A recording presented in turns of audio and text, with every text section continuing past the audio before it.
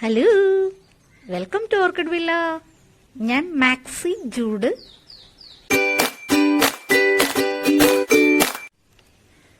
കഴിഞ്ഞ വീഡിയോ നമ്മുടെ പാർട്ട് ഫസ്റ്റിനെ കുറിച്ച് ഓർമ്മയുണ്ടല്ലോ അല്ലേ? ഇതായിരുന്നു നമ്മുടെ പാർട്ട് ഫസ്റ്റ്. അതിൽ ഞാൻ പറഞ്ഞിരുന്നു പാർട്ട് സെക്കൻഡ് ഞാൻ ചെയ്യാൻ പോകുന്നത് നമ്മുടെ സ്പൈക്കിനെ എങ്ങനെ ട്രെയിൻ ചെയ്യിപ്പിക്കണോ എന്നുള്ളതിനെ കുറിച്ചായിരുന്നു. പക്ഷേ ഞാൻ പറഞ്ഞിട്ടുള്ളൂ, എനിക്ക് മിക്കതും വരുന്നത് റെക്കമെൻഡഡ് വീഡിയോസ് ആണ്.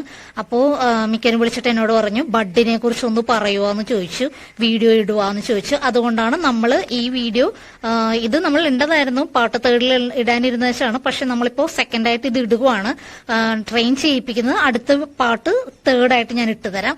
അപ്പോ മിക്കവരും ഫേസ് ചെയ്യുന്ന ഒരു കാര്യമാണ് നമ്മുടെ ബഡ് നശിഞ്ഞു പോകുന്നത്. അപ്പോ അതിനെക്കുറിച്ചുള്ള, എന്തുകൊണ്ടാണ് നമ്മുടെ ബഡ് ഇങ്ങനെ നശിഞ്ഞു പോകുന്നത് എന്നതിനെ കുറിച്ചുള്ള 10 കാരണങ്ങളാണ് ഞാൻ പറയാൻ പോകുന്നത്. ചിലപ്പോ വീഡിയോ കുറച്ച് ലെങ്തി ആയി പോവും ബഡിനെ കുറിച്ച് പറയുമ്പോൾ. അപ്പോ നിങ്ങൾ സ്കിപ്പ് ചെയ്യാതെ ഒന്ന് കാണാൻ ശ്രമിക്കുക. ഓക്കെ, അപ്പൊ നമുക്ക് വീഡിയോയിലോട്ട് പോവാം. റിപ്പോർട്ടിംഗ്. ഒരു കാരണവശാലും നമ്മുടെ ബഡായി നിൽക്കുന്ന പ്ലാന്റ് റിപ്പോർട്ട് ചെയ്യാൻ പാടില്ല. അതിന് കൂടുതൽ സ്ട്രെസ് ഉണ്ടാവും. അപ്പോൾ നമ്മുടെ റിപ്പോർട്ട് ചെയ്യുന്ന പ്ലാന്റ് നമുക്ക് ഫുൾ ഗ്യാരണ്ടി തരാൻ പറ്റത്തില്ല. നമ്മുടെ ബഡ് ചിലപ്പോൾ എല്ലാം വിരിഞ്ഞില്ല, കൊഴിഞ്ഞു പോയിന്ന് വരും.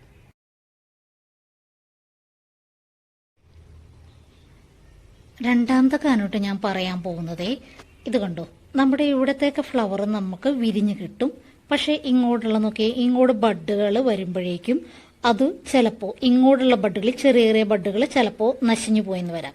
അതിന് കാരണമായിട്ട് ഞാൻ പറയാൻ പോകുന്നത് വെള്ളമില്ല, വെള്ളത്തിന്റെ കുറവ് കൊണ്ടാണ് അങ്ങനെ സംഭവിക്കുന്നത്.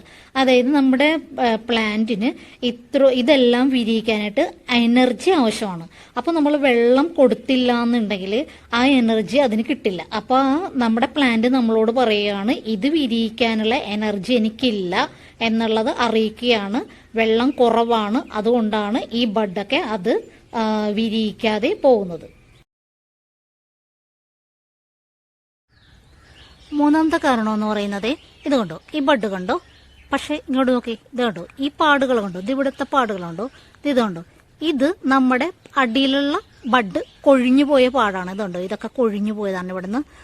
ഇവിടുന്ന് രണ്ടെണ്ണം കൊഴിഞ്ഞു പോയതാണ് കേട്ടോ. ഇവിടെ ഇതല്ല, ഇത് 2 എണ്ണം നമ്മുടെ ബഡ് കൊഴിഞ്ഞു പോയ പാടാണിത്. അപ്പോൾ ചില ബഡുകൾ ഇങ്ങോട്ട് വന്നിട്ട് ചിലപ്പോൾ ഈ 2 എണ്ണം പോയെന്ന് വരാം. നമുക്ക് ഇവിടെയുള്ള 1 2 ചിലപ്പോൾ വിരിഞ്ഞ് കിട്ടത്തുള്ളൂ. ഇത്രയും വലിയ ബഡിൽ നിന്ന് വരുമ്പോൾ ചിലപ്പോൾ 2 എണ്ണം മാത്രമേ നമുക്ക് ചിലപ്പോൾ വിരിഞ്ഞ് കിട്ടുകളെന്ന് വരും. അതിന് കാരണം എന്ന് പറയുന്നത് ഈ അടിയിൽ ഫ്ലവർ പോകാൻ കാരണം എന്ന് വെച്ചാൽ നമ്മളിപ്പോൾ ബഡ് വരുമ്പോൾ ചിലർ ഓവറായിട്ട് വാട്ടറിങ് കൊടുക്കും. ഓവർ വാട്ടർ വരുമ്പോഴാണ് നമ്മുടെ ഇവിടത്തെ ബഡുകൾ കൊഴിഞ്ഞ് പോകുന്നത്.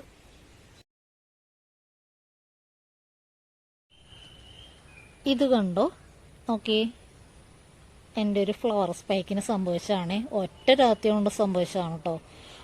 ഞാനിത് UV ഷീറ്റിൽ വെച്ചിരിക്കുന്നതായിരുന്നു. അതൊരു 8 കാലി ഉണ്ടല്ലോ, ഒരു വലിയ 8 കാലിയായിരുന്നു. അത് ഒരു രാത്രി കൊണ്ട് തീർത്തതാണ് ഇതൊക്കെ കണ്ടോ. അപ്പോൾ ഇങ്ങനെയും നമ്മുടെ ഇതിന് സ്പൈക്കിന് മുട്ടുകൾക്ക് സംഭവിക്കാം കേട്ടോ. അതിൻ്റെ ഉള്ളിൽ ചിലപ്പോൾ നമ്മൾ അറിയത്തില്ല, 8 കാലിയോ ചിലപ്പോൾ വല്ല കീടങ്ങൾ പറന്നു വരികയോ, അല്ലെങ്കിൽ ചിലപ്പോൾ നമ്മുടെ ഫ്ലവറിൻ്റെ ഉള്ളിൽ ചില കുത്തുകളൊക്കെ ഉണ്ടെങ്കിൽ ഒന്ന് ശ്രദ്ധിക്കുക. അതിൻ്റെ ഉള്ളിൽ ചിലപ്പോൾ വല്ല പുഴുവ വല്ലതൊക്കെ കയറിയിരിക്കുന്നുണ്ടാവും. അതൊക്കെ നമ്മുടെ ബഡുകൾ തിന്ന് തീർക്കും. ഇതുകൊണ്ട് ഇതൊരൊറ്റ രാത്രി കൊണ്ട് തീർത്ത സാധനമാണ് ഇത് കണ്ടോ.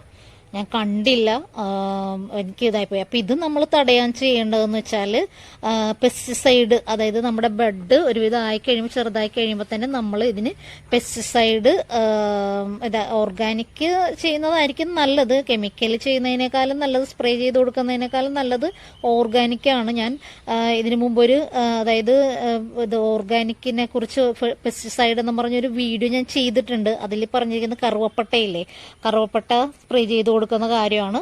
അപ്പോൾ ആ വീഡിയോയിൽ ഞാനത് ഡീറ്റെയിൽ ആയിട്ട് ചെയ്തിട്ടുണ്ട്. അത് കണ്ടു നോക്കുന്നത് നല്ലതാണ്. ഇങ്ങനെ നമ്മുടെ കീടങ്ങളുടെ ആക്രമണം മൂലവും നമ്മുടെ ബഡ് നശിഞ്ഞു പോകും. പിന്നെ ഇതിനെ പ്രിവെന്റ് ചെയ്യാനായിട്ട് എന്താണ് ഫ്ലൈ ട്രാപ്പ് എന്നോ അങ്ങനെ എന്തോ പറഞ്ഞൊരു ഇതൊരു ബോർഡ് പോലെ ഉണ്ട്, ഒരു പശയാണത്. അപ്പോൾ അത് വേണമെങ്കിൽ അതും നമുക്ക് ഉപയോഗിക്കാം കേട്ടോ.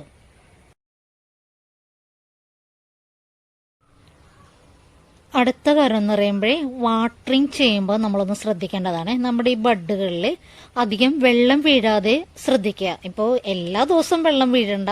ഇപ്പോൾ ഇടയ്ക്കൊന്ന് വീണമെന്ന് വെച്ചാൽ കുഴപ്പമൊന്നുമില്ല. എപ്പോഴും വീണുകൊണ്ടിരുന്നിട്ടുണ്ടെങ്കിൽ നമ്മുടെ ബഡ് ഡാമേജ് ആയി പോകും.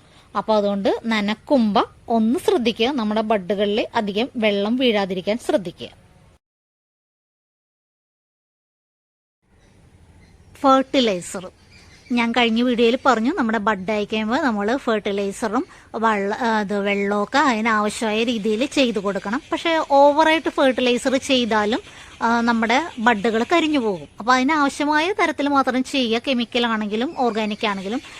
കെമിക്കൽ വളം ഓവറായിട്ട് ചെയ്താൽ അറിയാം നമുക്ക് ബഡ് ചെയ്തായി. പക്ഷെ ഞാൻ ഓർഗാനിക് വളങ്ങളെക്കുറിച്ച് ചിലർ പറയുന്നത് കുഴപ്പമൊന്നുമില്ല, ഓർഗാനിക്കിൽ എങ്ങനെ വേണമെങ്കിലും ചെയ്യാം എന്നുള്ളതാണ് പറയുന്നത്. പക്ഷേ അത് ഓർഗാനിക് വളങ്ങൾ നമ്മുടെ ബഡിനെ നശിപ്പിക്കാറുണ്ട്. അതെങ്ങനെയാണെന്ന് ഞാൻ പറഞ്ഞുതരാം.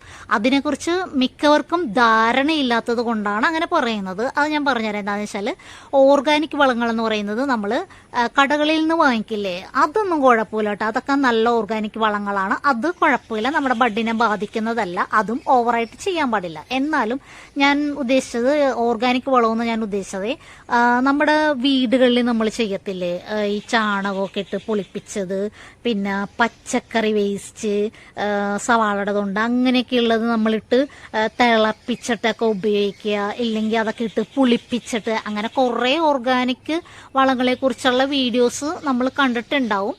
അപ്പോൾ അങ്ങനെയുള്ള ഫുഡ് വേസ്റ്റുകൾ വെച്ച് നമ്മൾ ചെയ്യുന്ന വളങ്ങൾ ഈ സമയങ്ങളിൽ നമ്മുടെ ബഡിനെ ബാധിക്കാറുണ്ട്. അതെന്ന് വെച്ചാൽ നമ്മളിപ്പോൾ നമ്മുടെ മീഡിയനിലേക്ക് സ്പ്രേ ചെയ്ത് കൊടുക്കുമ്പോൾ അത് ആ വളത്തിൽ നിന്ന് ഒരു ഗ്യാസ് ഫോം ചെയ്യും.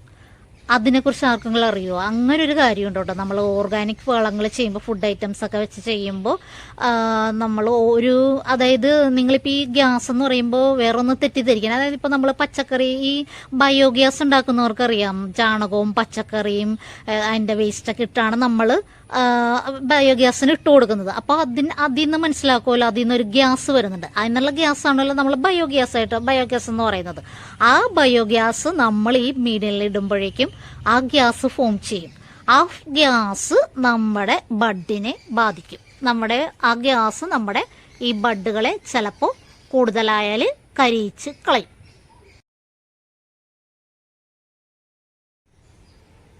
ഡിസീസ്, അതായത് രോഗങ്ങൾ.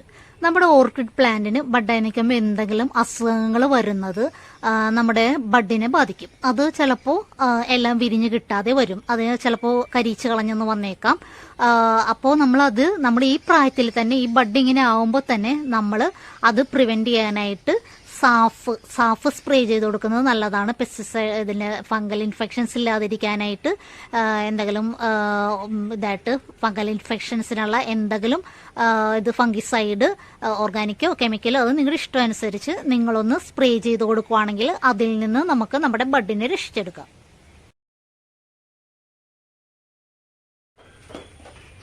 ലൈറ്റ്, അതെല്ലാവർക്കും അറിയാവുന്നതാണ്. ഞാൻ കഴിഞ്ഞ വീഡിയോയിലും പറഞ്ഞു, നമ്മുടെ ബഡ് വന്നു കഴിഞ്ഞിട്ടുണ്ടെങ്കിൽ നമ്മുടെ ബഡിന് ആവശ്യമാണ് ലൈറ്റ് എന്ന് പറയുന്നത്. അതിന് ഗ്രോത്തിനായിട്ട് ലൈറ്റ് അത്യാവശ്യമാണ്. ചിലരൊക്കെ എങ്ങനെയാണെന്ന് അറിയോ, ഇത് ബഡ് വന്നു കഴിയുമ്പോൾ ചിലരുടെ ആഗ്രഹം എങ്ങനെയാണെന്ന് അറിയോ, ചിലരെയും നമുക്ക് വീട്ടിലോട്ട് മാറ്റി വെക്കാം, വീടിനുള്ളിൽ വെച്ച് ഇത് വിരിഞ്ഞിട്ട് ഫ്ലവർ വീട്ടിലിരുന്ന് കാണാമല്ലോ എന്നൊക്കെ ചിന്തിക്കുന്നവരുണ്ട്. ഒരിക്കലും അങ്ങനെ ചെയ്യരുത് കേട്ടോ. നമ്മൾ ഫ്ലവർ ഡെൻഡ്രോബിയത്തിൻ്റെ കൂടുതലായിട്ട് നമ്മൾ അങ്ങനെ ചെയ്തിട്ടുണ്ടെന്നുണ്ടെങ്കിൽ ചിലപ്പോൾ നമുക്ക് ബഡുകളെല്ലാം ഇത് വിരിഞ്ഞ് കിട്ടണമെന്നില്ല. ലൈറ്റ് ഇല്ലെന്നുണ്ടെങ്കിൽ ചിലപ്പോൾ അതിന് സ്ട്രെസ്സ് കൂടും. അപ്പോൾ നമ്മുടെ പ്ലാന്റിൽ ബഡുകളെല്ലാം വിരിഞ്ഞ് കിട്ടത്തില്ല.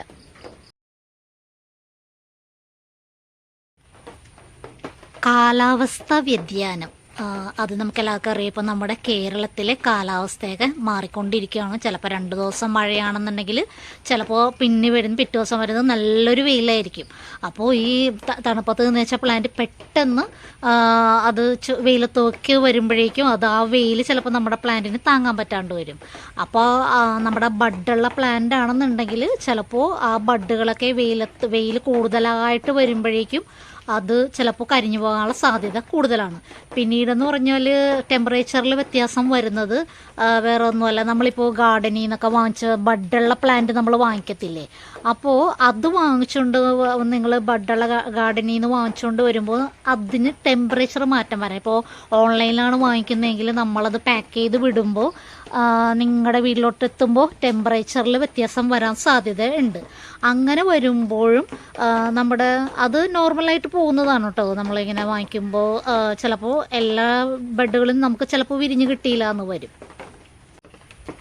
10ാമത്തെ കാരണം പറയാൻ പോകുന്നതിന് മുമ്പ് ഈ വീഡിയോ കണ്ടിരിക്കുന്ന ആരെങ്കിലും എൻ്റെ വീഡിയോ സബ്സ്ക്രൈബ് ചെയ്തിട്ടില്ലെങ്കിൽ സബ്സ്ക്രൈബ് ചെയ്യുക, മറന്നു പോകരുത്. പിന്നീട് നിങ്ങൾക്ക് ഈ വീഡിയോ ഇഷ്ടമായെന്നുണ്ടെങ്കിൽ ഒന്ന് ലൈക്കും കൂടി അടിച്ചേക്കണേ. 10ാമത്തെ കാരണം ലാസ്റ്റായിട്ട് പറയുന്നത് സാൾട്ട്, അതായത് ഉപ്പിൻ്റെ കണ്ടൻറ്റ് കൂടുതലാണെന്നുണ്ടെങ്കിൽ നമ്മുടെ ബഡ് കൊഴിഞ്ഞു പോകാൻ സാധ്യതയുണ്ട്. ഇപ്പം നിങ്ങൾ വിചാരിക്കും ഇതെങ്ങനെയാണ് ഈ ഉപ്പ് വരണതെന്ന്. ഞാൻ പറഞ്ഞില്ലേ, ഓർഗാനിക് ഫെർട്ടിലൈസേഴ്സിൽ നമ്മൾ ചാണകം, പിന്നെ സവാളത്തൊണ്ട്, പിന്നെ ഈ ചാളയൊക്കെ ഇല്ലേ, ചാളയൊക്കെ ചിലർ അതിൻ്റെ ചോരയൊക്കെ ഒഴിച്ചു കൊടുക്കും, ചിലവർ അത് പുളിപ്പിച്ചിട്ടൊക്കെ ഇട്ട് കൊടുക്കും. അങ്ങനെയൊക്കെ ഞാനത് ഇതാക്കി പറയില്ല. അങ്ങനെയൊക്കെ ചെയ്യുമ്പോൾ നമ്മുടെ ഓവറായിട്ട് ചെയ്യുന്ന കാര്യത്തിലാണ് ഞാൻ പറയുന്നത്. അത് ചെയ്യുന്നത് കൊണ്ട് ഞാൻ ഒരു കുറ്റവും പറയുന്നില്ല കേട്ടോ. അതൊക്കെ ചെയ്യുമ്പോൾ അതിൽ ഉപ്പുണ്ടാവും. പിന്നെ ചില കെമിക്കൽ ഫെർട്ടിലൈസറിൽ നമ്മളത് നോക്കുക, കൂടുതലായിട്ട് ഉപ്പിൻ്റെ എപ്സം സോൾട്ടിലുണ്ടോ എന്ന് എനിക്കറിയില്ല കേട്ടോ. അതിനെക്കുറിച്ച് എനിക്കറിയില്ല, ഞാൻ നോക്കിയിട്ട് പറയാം. അതിനെക്കുറിച്ച് എനിക്ക് ഡീറ്റെയിൽ ആയിട്ട് അറിയില്ല. എപ്സം സോൾട്ടിൽ കണ്ടൻറ്റ് എന്തോരം ഉണ്ടെന്ന് അറിയില്ല സാൾട്ടിൻ്റെ, അതിനെക്കുറിച്ച് എനിക്ക് ഡീറ്റെയിൽ ആയിട്ട് അറിയില്ല. അപ്പോൾ അങ്ങനെ വല്ലതൊക്കെ ഉണ്ടെന്നുണ്ടെങ്കിൽ അങ്ങനെ വരുമ്പോൾ നമ്മുടെ ഫെർട്ടിലൈസറിലും ഇങ്ങനെയുള്ള കാര്യങ്ങളിലൂടെ നമ്മുടെ പ്ലാന്റിന് ഇത് വരും. നമ്മുടെ മീഡിയത്തിൽ നമ്മൾ ഒഴിച്ചു കൊടുക്കുമ്പോൾ അത് അവിടെ നിന്ന് കഴിയുമ്പോൾ എയർ സർക്കുലേഷൻ ഉണ്ടാകില്ല, റൂട്ടിന് എയർ സർക്കുലേഷൻ കിട്ടാതെ വരും. അങ്ങനെ വരുമ്പോൾ നമ്മുടെ ഇതിന് ഈ സോൾട്ടിൻ്റെ പ്രശ്നം കൊണ്ട് നമ്മുടെ ബഡുകൾ കൊഴിഞ്ഞു പോകാനായിട്ട് സാധ്യത കൂടുതലാണ്. ഇപ്പോൾ ഞാൻ ഈ 10 കാരണങ്ങൾ പറഞ്ഞു തന്നല്ലോ നിങ്ങളോട്. അപ്പോൾ ഇതൊന്നും അല്ലാതെ ചില കാരണങ്ങൾ കൊണ്ടും കൂടെ നമ്മുടെ ബഡ് കൊഴിഞ്ഞു പോകാറുണ്ട്. അതായത് നമ്മുടെ ഹൈബ്രിഡ്സ് ഒക്കെ അല്ലേ, നമ്മുടെ സാധാ ഡെൻഡ്രോബിയത്തിനൊന്നും കുഴപ്പമൊന്നുമില്ല കേട്ടോ. അത് ഈ പറയുന്ന കാര്യങ്ങൾ നമ്മളൊന്ന് കൺട്രോൾ ചെയ്താൽ ഓക്കെയാണ്. പിന്നീട് നമ്മുടെ ചില ഹൈബ്രിഡ്സ് ഇതിനൊക്കെ ഇങ്ങനെ കൊഴിഞ്ഞു പോകുന്നുണ്ട് നമ്മൾ ഇതെല്ലാം ശ്രദ്ധിച്ചാൽ പോലും. അതെന്താ കാരണമെന്ന് വെച്ചാൽ എനിക്കറിയില്ല, അതിനെക്കുറിച്ച് കറക്റ്റായിട്ട് അറിയില്ല. അപ്പോൾ ഞാനത് ചിലപ്പോൾ അതിൻ്റെ ക്രോസൊക്കെ ആയിട്ട് വരുന്നതാണല്ലോ ഹൈബ്രിഡ്സൊക്കെ. അപ്പോൾ അങ്ങനെ വരുമ്പോൾ ചിലപ്പോൾ വല്ല ജനറ്റിക്കലായിട്ട് അങ്ങനെ എന്താ വല്ല പ്രോബ്ലം ആയിരിക്കാം. അങ്ങനെയും ചിലപ്പോൾ വരാറുണ്ട് കേട്ടോ. ചിലപ്പോൾ അങ്ങനെ വരുന്ന ചില പ്ലാന്റുകൾക്ക് ബഡിങ്ങിനെ കൊഴിഞ്ഞു പോകും. എപ്പോഴും ഉണ്ടാവില്ല, ചിലപ്പോൾ ആദ്യത്തതോ രണ്ടാമത്തതോ ഒക്കെ കഴിയുമ്പോൾ ചിലപ്പോൾ ഇങ്ങനെ ഇതായിട്ട് വരും കേട്ടോ. അപ്പോൾ അങ്ങനെയും വരും. എനിക്കറിയില്ലാത്തത് നമ്മൾ പറയുന്നത് ശരിയല്ല, അറിയില്ല എന്നുള്ളത് അറിയില്ല എന്ന് തന്നെ പറയണമല്ലോ. അപ്പോൾ അങ്ങനെ ഹൈബ്രിഡ്സുകൾക്ക് ചിലപ്പോൾ ഇങ്ങനെ എന്തെങ്കിലുമൊക്കെ ജനറ്റിക്കലായിട്ടോ അങ്ങനെ എന്തെങ്കിലുമൊക്കെ വരാൻ സാധ്യത ഉണ്ട് കേട്ടോ. അങ്ങനെയും വരാം കേട്ടോ. അപ്പോൾ നിങ്ങൾക്ക് ഈ വീഡിയോ ഇഷ്ടമായി എന്ന് ഞാൻ വിചാരിക്കുന്നു. എന്തെങ്കിലും സംശയം ഉണ്ടെങ്കിൽ നിങ്ങൾ എന്നെ വിളിച്ചോളൂ. അപ്പോൾ ഞാൻ നിർത്തട്ടെ, ലെങ്തി ആയിപ്പോയിട്ടുണ്ട്, സോറി. Okay, thank U.